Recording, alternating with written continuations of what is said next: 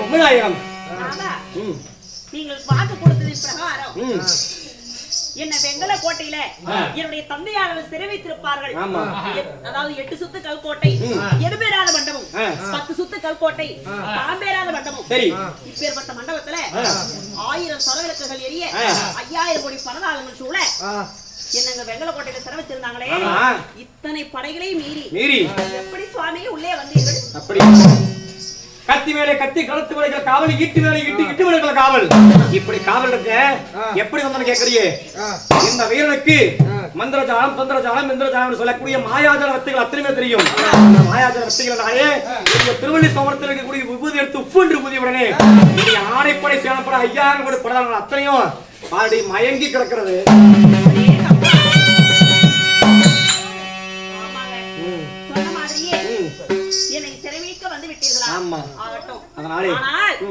இன்னும் சற்று நேரம் இந்த இடத்துல இருந்தா என்னுடைய தந்தையார்கள் இங்கிருந்து சிறையில் இருந்து மீட்டு என்ன அரண்மனைக்கு கூட்டிட்டு போவாங்க.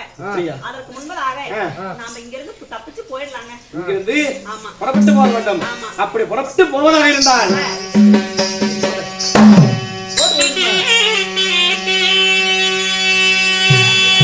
அந்த செடிகார போல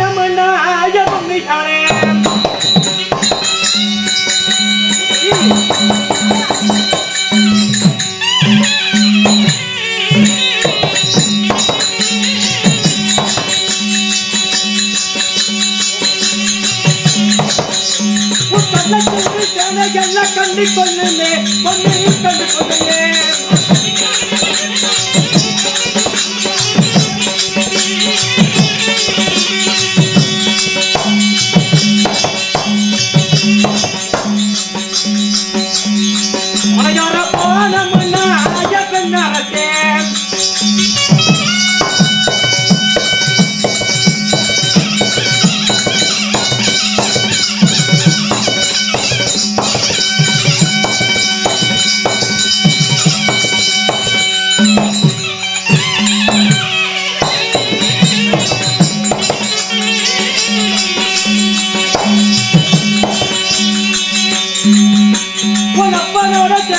கண்டு கொள்ளுமே கண்டு கொள்ளுமே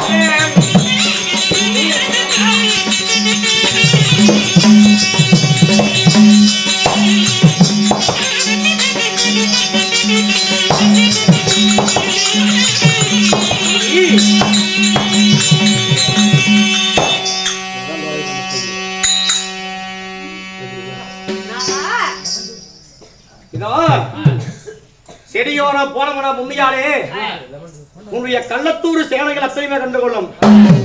மலையோரம் நாம் சென்றால் உன்னுடைய அப்பனுடைய சேனைகள் அத்தனையுமே நம்மை கண்டு நாம் போகக்கூடிய பாதையை பின்தொடர்ந்து நம்மை விரட்டி வந்து விடுவார்கள். அதனாலே கால்நடையாக நாம் சென்றால் கள்ளத்தூர் சேனைகள் அத்தனையுமே கண்டுகொள்ளும். ஆமா, பொடிநடையாக நாம் போனால் இந்த பொம்மனுடைய சேனைகள் அத்தனையுமே நம்மை கண்டுகொள்ளும். அதனாலே நாம் ஏறி சவாரி செய்வதற்கு ஒரு புறவையானது தேவைப்படுகிறது. இங்கிருந்து நாம் செல்ல வேண்டும் என்றால் நாம் ஏறி செல்வதற்கு சரியான வழிக்கு புறவை வேண்டும். ஒன்றும் கவலைப்பட வேண்டாம் சுவாமி. என்னுடைய தந்தையாருடைய பெரிய பொம்மன் நாயக்கருடைய மாஞ்சித புறவை இருக்கிறது. அந்த புறவை இப்பொழுதே அழைத்து விட்டு போகலாம். குதிரைப்படைகள் பல இருக்கிறது நம்முடைய நாட்டிலே. ஆனால் உடைய தந்தையார் பெரிய பொம்மன் நாயக்கர் ஏறி சவாரி செய்யக்கூடிய மாஞ்சித புறவை மலை ஏறி போறான்னு சொல்றாரு. அவ்வளவுதானே? அப்படி மாஞ்சித புறவை நாம் செல்வதாக இருந்தாலும் நான் வேட்டையாடுவது வழக்கம். வேட்டை ஆடுவதற்கு எனக்கு வேட்டை நாய் தேவைப்படுகிறது. அதற்காக கவலைப்படுறீங்க? எங்களுடைய அரண்மனையில என்னுடைய தந்தையார் இடத்துல இருக்கக்கூடிய வேட்டை நாய் இருக்கின்றது. நம்முடன் அதை அழைத்து செல்லலாம். அப்படியா?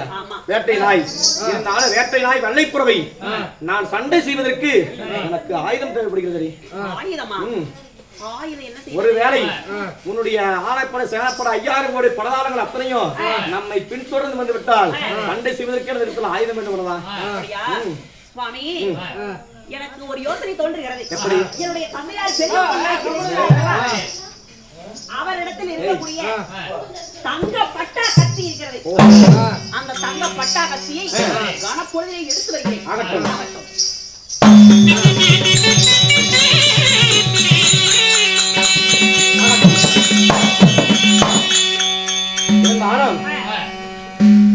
நாம் நாம் செல்வதோ நம் கால்நடையாக நாம் சொல்கிறோம். போகும் தூரம் எவ்வளவு என்று தெரியாது. அதனாலே சற்று ஓய்வெடுப்பதற்கு வெயிலுக்கேற்ற வெள்ளை கூடாரம், காணலுக்கேற்ற கருப்பு கூடாரம் தேவைப்படுகிறது. இதோ என்னுடைய தந்தையாக தரக்கூடிய எங்களுடைய அரண்மனையில 1000 அதாவது கூடாரங்கள் கட்டுவதற்கு எண்ணற்ற படுதாக்கள் இருக்கிறது. மலைக்கு தாங்க மாட்டேங்குது. எப்பேர் மணி இந்த மலையில தான் நீ விடி வச்சுக்கிறோம். மணி 4 மணி ஆகுது. சரி, இந்த கூடாரம் பிரிச்சுட்டு போயிடலாம். இந்த கூடாரம் ஆமா, இன்னும் என்ன தயங்கிட்டே இருக்கிறீங்க? தயக்கமெல்லாம் ஒன்று கிடையாது.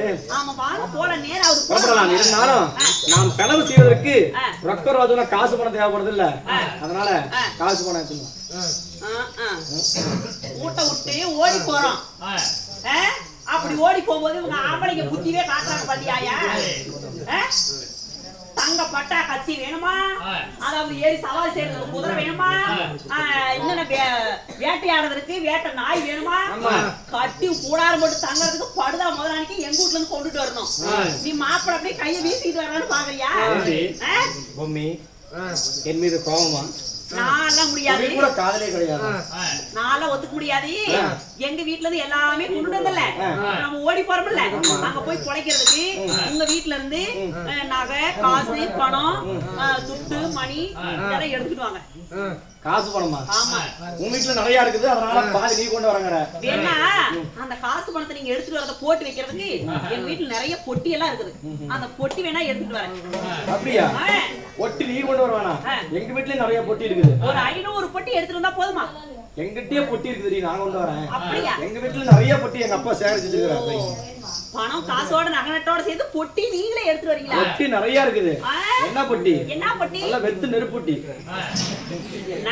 ஆமாடி, வெத்து நெருப்புட்டி. எங்க வீட்ல இருக்கிறத நான் கொண்டு வரணும்னா வாரு, தோல்.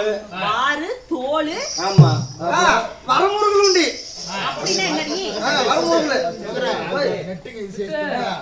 வரமுருகல் அப்படியே 2 மிளகா போட்டு அப்படியே வணங்கி தின்னோம்னா வெச்சுக்கோ, 2 கோடருக்கு 3 கோடர் போகும் உள்ள. வரமுருகல், வரமுருகல். வரமுருகல். அது என்னது முறுக்கா? முறுக்கு இல்ல, காய் போடுறோம்ல, மாட்டுக்கறி காய் போட்டது வரமுருகல். மாட்டுக்கறியா? ஐயோ, மாட்டுக்கறி மா திம்பீங்க? திங்க மாட்டீங்களா? சரி, அதெல்லாம் வேண்டாம். சரி, என்ன பண்றது? போனா போகட்டும். அதனால எங்க வீட்ல இருந்தே நகை நட்டு, பணம், காசு, எங்க அம்மாவுடைய நகை நட்டெல்லாம் எடுத்துட்டு வந்துடுறேன். அனைத்தும் நீயே கொண்டு வருகிறாய். இருந்தாலும் பொம்மி 5 பதக்க செயின், உட்கழுத்து ஆரம், நெக்லஸ், 3 சீசன் ஆரம்பி செய்து வரலாம். கொள்ளு காசரம், கவலைப்படாத, அது நானாச்சு. காசு மாலை எல்லாமே இருக்குது. எங்க அம்மாவது என்னுடையது. அதனாலே இருந்தாலும் உன்னிடத்தில் ஒரு கேள்வி. என்ன கேள்வி? உனக்கு வயது எத்தனை? எனக்கு வயது கரெக்ட்டா 16. ஆமா, 16. ஆமா, நம்ம நேரத்துக்கு 7. அரை எதுன்றது? அரை வந்து 6 மாசத்துக்கு சேர்ந்துட்டீங்க. அது 16 முடிஞ்சு 6 மாசம் ஆகுது. அப்படியா? 16 முடி போயிடுது. அதனாலே இந்த 14 வருட காலமாக உன்னுடைய தந்தையார் பெரியமன்னன் ஆகியர் உன்னை வளர்த்தி வாழுமாறு செய்தார். உன்னுடைய தாய் கண்ணுக்கு கண்ணாக உன்னை பார்த்துக்கிட்டாங்க. உன்னுடைய சித்தப்பமார்கள் 6 பேருக்கு குழந்தையே கிடையாது. குழந்தையாக பாவித்து கொண்டார்கள். ஏன்னா வரிசையா இருக்குது, பொண்ணா கேளு. ஆமா, அதனாலே இப்பேற்பட்ட தாய் தந்தை பெத்து பொறுப்பை விட்டுட்டு பிரிஞ்சு வரமேன்னு சொல்லி உன்னுடைய மனதில் கடுகளவு ஏதாவது கவலை இருக்குதா? எனக்கெல்லாம் கவலையே உங்க மேலதான். உங்களை எப்ப பாக்குறது, இங்க இருந்து என்னை எப்ப கூட்டிட்டு போவீங்க, நீங்க எப்ப வருவீங்க அப்படின்னு சொல்லி நீங்க விட்டுட்டு போனதுல இருந்து நான் சாப்பிடவே இல்ல. பச்சை தண்ணி கூட குடிக்கல. எனக்காக நீ ஏங்கி கொண்டிருக்கிறாய். ஆமா, வருவார் வருவார் என்று நான் வழி மீறி விழி வைத்து காத்திருக்கேன். தாய் தந்தை பிரிந்து வருகிறோம் என்ற கவலை துளிபட கிடையாது உனக்கு. ஆகட்டும், புறப்படு. இந்த வெங்கல கோட்டையில இருந்து உன்னுடைய சேனைகள் அத்தனை எழுந்திருப்பது மூலமாக புறப்படு போகலாம். புறப்படு.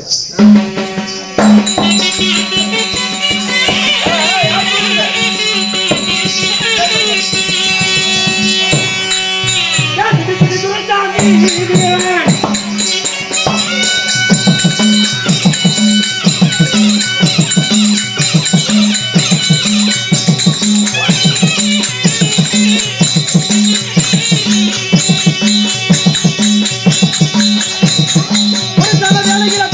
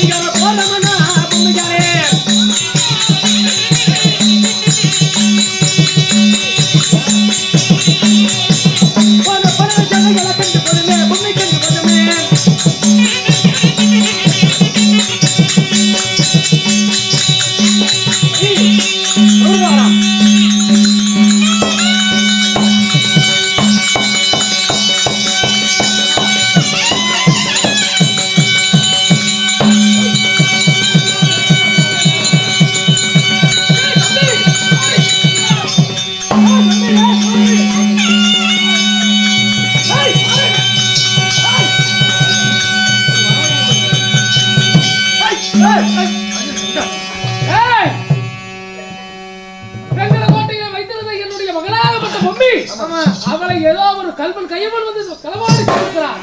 யார் என்று தெரியவில்லை. மம்மியை தொலை வேண்டும். யாரு காவலத்துல சின்ன? ஆமா, அவனை பிடிச்சா தெரிஞ்சிடும். சின்ன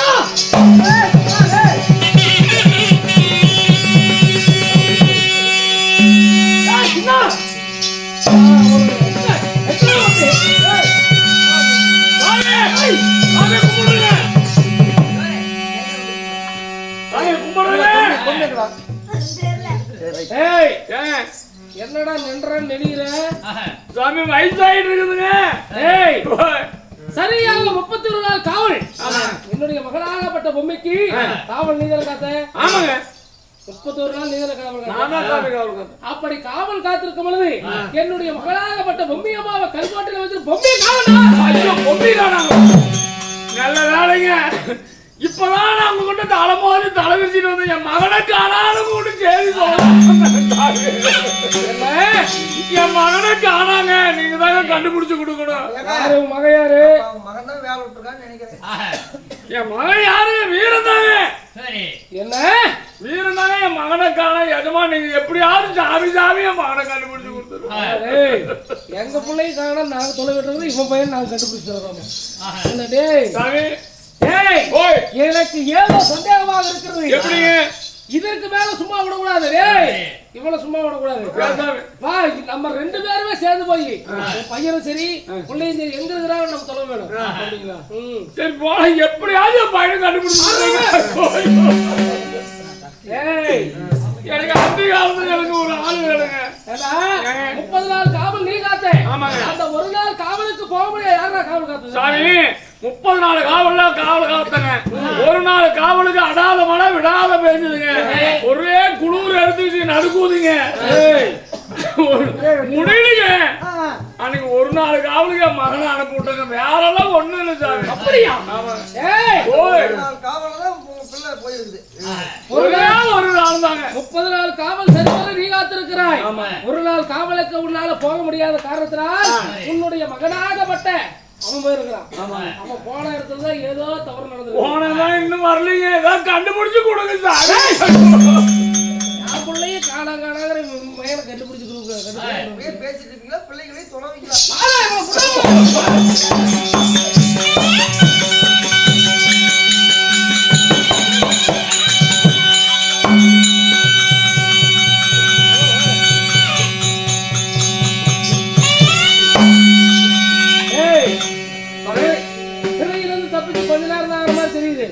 எங்க போயிருப்பாங்க? ஆமா ஆமா பார்க்கலாம்.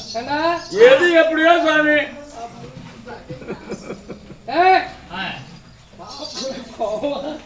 ஏன்டா இப்படி ஜூஸ் குடிச்சிட்டு இருக்கற? நான் எங்க ஜூஸ் குடிக்கிறேன்? ஜூஸ் தான் என்ன குடிச்சிட்டு சாமி. எது எப்படி இருந்தாலும் சரி என் மகனை மட்டும் கண்டுபிடிச்சு கொடுத்துருவேன். என்னுடைய மகள் கிடைக்கவில்லை என்றால் உனக்கு கடுமையான தண்டனை கிடைக்கும். ஆமா. எப்படிங்க? உனக்கு சரியானபடி தண்டனை காத்துட்டு இருக்கிறா.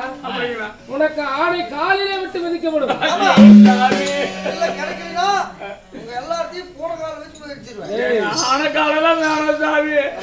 இந்த பூனை காலை மட்டும் விட்டு மிதிக்கணும். உறுதி மிதிச்சு கோடி சாகுறா. உன்னுடைய மகன் மட்டும் கிடைக்கவில்லை என்றால் உன்னை காகமாக பிறந்தால் அவனையும் இருந்துட்டாலும் வெட்டுவோம். அப்படி எல்லாம் பண்ணிடாதீங்க. எனக்கு இருந்து ஒன்னே ஒண்ணு கண்ணே கண்ணுங்க. எங்கடா போயிருப்பாவே? இப்பயே துரத்திட்டு போறவனே. இப்பதான் போறேன்.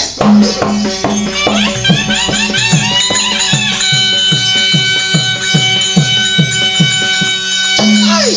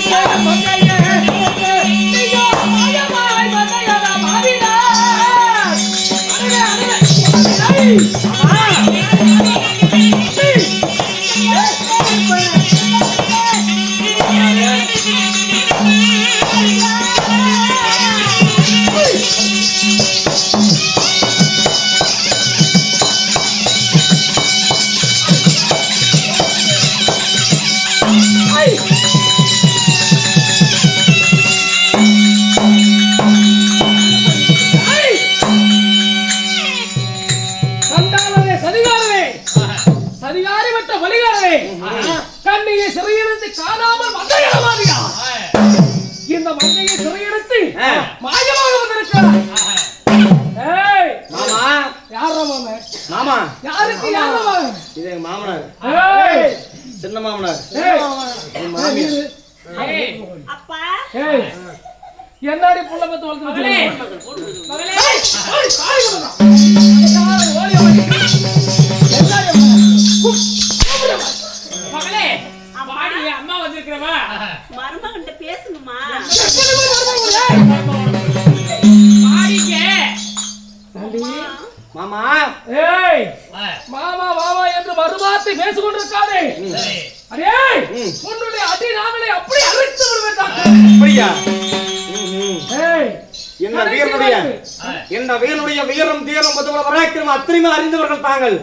ஆணைப்படை சேனப்படை 5000 கோடி பிரதானங்கள், கத்தி வேலை கத்தி கழுத்து வடிகள் காவல், ஈட்டு வேலை இட்டு வடிகள் காவல், ஆயிரம் தரவழிக்கிறிய 5000 கோடி பிரதானங்கள் காவல் இருக்க. அத்தனை காவலையும் மீறி இந்த வீரன் நான் ஒருவனாக என்னுடைய மகளை சிறையெடுத்து கொண்டு வரும் பொழுது என்னுடைய வீரம் என்னவென்று உனக்கு தெரிந்திருக்க வேண்டும். ஏய் நாங்க இருக்கிற வந்ததுனால 7 பேர் இருக்கோம். எங்க 7 பேர் மீறி நீ எப்படி பண்ண கூட்டிட்டு போறமாங்கற வாழ வாங்கலாம். அப்படியா? ஆமா.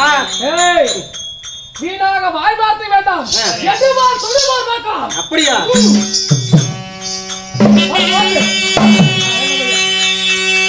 எந்த மச்சான் மாமா நம்மாரே.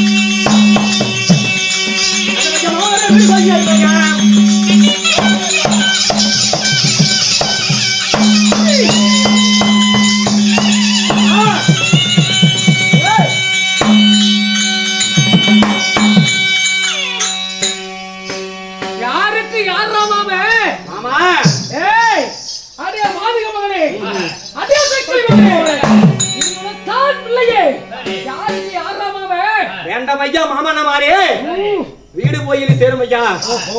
சேவை என்று பெண் பிறக்க அன்றெழுந்தான் ராவணேஸ்வரன், அகலை என்று பெண் பிறக்க அன்றெழுந்தான் தேவேந்திரன். இந்த பொம்மி என்று பெண் பிறக்க இன்று மடிந்தார் பொம்மன் என்ற பேர் எடுக்க வேண்டாம். அதனாலே உயிர் மீது ஆசை இருந்தால் ஓங்கார கூச்சிட்டு வந்தபடி விட்டு வராதபடியாக எண்ணங்கால் புடங்கி அடிபட மரியாதையாக போய் அந்த 7 பேர் இருக்கிறோம்.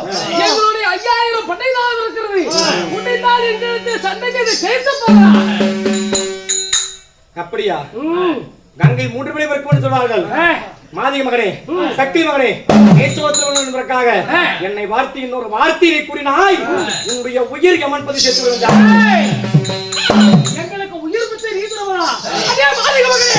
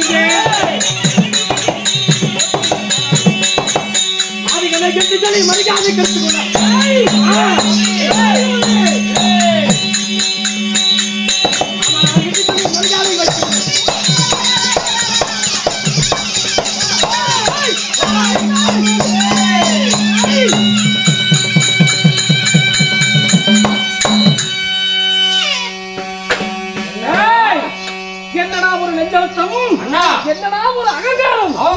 இந்த இலைகுலத்தான் இவன் நீத்த குலத்தில் பிறந்தவன் மாதிக மகன், சக்கரி மகன். இவனுக்கு இவ்வளவு ஒரு நெஞ்சலத்தமா? மாமனாரை என்று சொல்லி மரியாதை வைத்திருந்தேன், மாதிகளை என்று சொல்லி மரியாதை கெடுத்து விட்டாய். பொம்மனன் என்பதற்காக உன் மீது மரியாதை வைத்திருந்தேன். சக்தி மகனே, நேற்று வளர்த்தவன் என்று சொல்லி உன்னுடைய மரியாதை நீ கொடுத்து கொண்டாய். இதுக்கு மேல உனக்கு மரியாதை இல்ல. மரியாதையாக ஓடி பிடித்துக் கொள். பொம்மி, உன்னுடைய ஆணைப்பட சேனப்பட ஐயா கூட பிரதமர் அத்தனை ஒன்றாக சேர்ந்து என்னிடத்துல சண்டைக்கு வந்த பொழுது வெள்ளி பிஞ்சு வீசுற மாதிரி இந்த தங்க பட்டாகத்தில் வீசி எறிந்து விட்டு அத்தனை பேர்த்தையும். ஆமா, உன்னுடைய சித்தப்பமாருங்க 6 பேர் சண்டைக்கு வராங்க. அவங்களை வெட்டி வீழ்த்துறது பெரிய விஷயம் இல்ல. இருந்தாலும் தந்தையாரும் என்னிடத்துல சண்டைக்கு வருகிறார். கங்கை 3 படை பொறுக்கும். இந்த ஆகாயத்துக்கு ஒரு பெருமை, இந்த பூமிக்கு ஒரு பெருமை, மதுரை மீனாட்சியம்மனுக்கு ஒரு பெருமை. அதே போல 3 படையானது பொறுப்பேறுகின்ற வீரன். இந்த 3 படைக்கு மேல சக்கிலி மகனே, மாதிக மகனே, என்பதற்காக என்னை பத்தி தவறாக பேசினாலும் பரவாயில்ல, என்னை எடுத்து வளர்த்தி வாழ்வு செய்தனுடைய மாதிகத்தை பத்தி ஒரு வார்த்தை தவறாக பேசினாள். பெத்த கடமைக்காக உங்க அப்படி உங்க அம்மா விட்டு வைப்பேன். அந்த 3 வாரத்துக்கு மேல ஒரு வார்த்தை சொல்லிட்டாங்கன்னா அப்பா மட்டும் வெட்டி வீசி விடுவேன். என்னுடைய தந்தையார் என்று பார்க்க வேண்டாம். இப்பொழுது சொன்னீர்கள் அல்லவா, கங்கைக்கு அதாவது 3 பிழை என்று. அப்படி 3 பிழை பொறுத்து பாருங்கள்.